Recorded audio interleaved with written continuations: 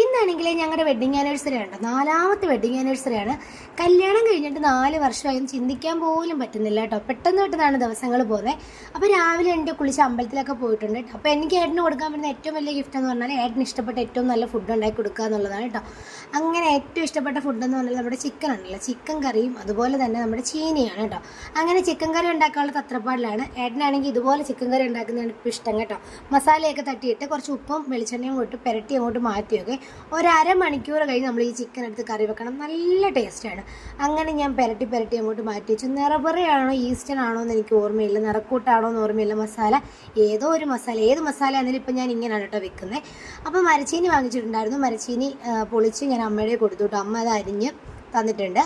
എന്നിട്ട് ചിക്കൻ ഉണ്ടല്ലോ, ചിക്കൻ ഒരു 2 വിസിൽ കുക്കറിലോട്ട് അടിക്കണം കേട്ടോ.